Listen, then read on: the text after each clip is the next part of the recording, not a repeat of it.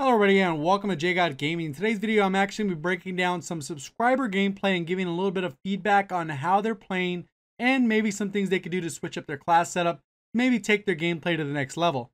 If you are new to the channel, typically I do this on a regular basis as well as my best class setup videos, other Call of Duty news, in-game updates. So if you are new to the channel, make sure you hit that subscribe button with notifications on if any of that sounds interesting to you. Also, anyone watching the video, if at any point you do enjoy the video, go ahead and remember to hit that like button. Make sure you comment down below if you are interested in having your gameplay featured in the next video. The gameplay we're going to be looking at is Kill Confirm for Monte Casino, which is a new DLC map. And then we're also going to be looking at a class setup that includes Armored with Ordnance. And they're also running that new DLC weapon, the Ribby Rolls SMG. And they're running it with a grip and quick draw. I couldn't really see what the third attachment is. It doesn't look like it's extended mags based off their ammo capacity. So it's either going to be advanced rifling or rapid fire because there doesn't look to be a suppressor on there either. So just overall, just for starters, this gun should never be run without extended magazines unless you're playing hardcore.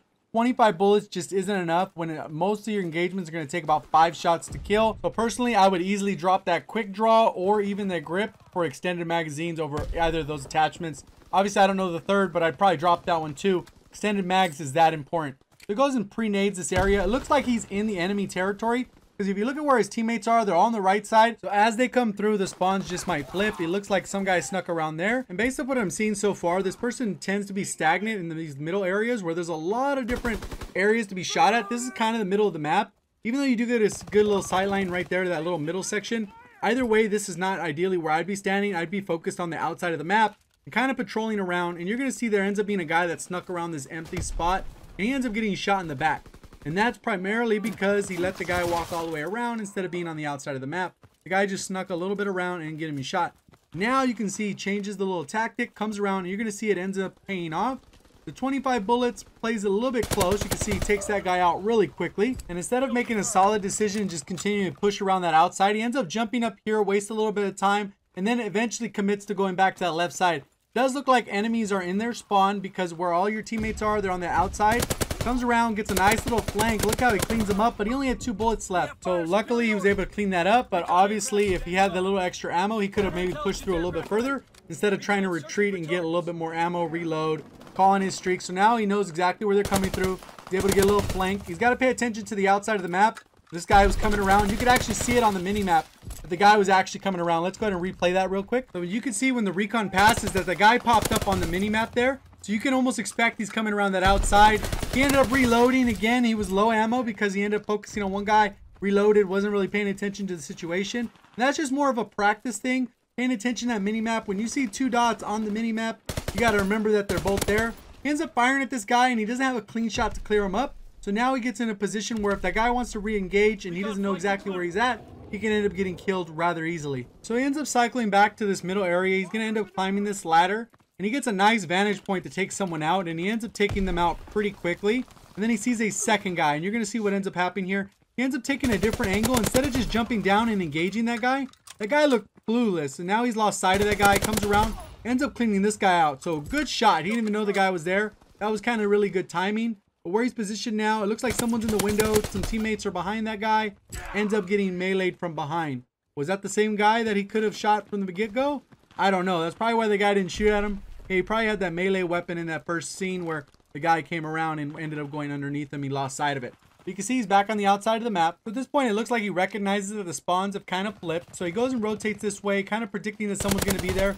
Pretty good centering, exactly where the crosshairs are going to be. He peeks out here. He ends up taking this guy out. And then this guy, you really can't see him. I don't know what's going on with that. But the guy had a really good spot and the guy just won that gunfight. So not much he could have done on that right guy. Should have been expecting someone because he did see 2 people run that way. So I would have kind of been a little bit more cautious pre-aiming around the corner, especially since you saw at least 2 people run that way. You had to be a little more cautious. So one guy might have been waiting for his care pack and the other guy cleaned up. This next gunfight is an example where strafing probably could have been used a little bit more. It looked kind of like you're fighting with just the right analog stick and not really using that left analog stick at all for your movement.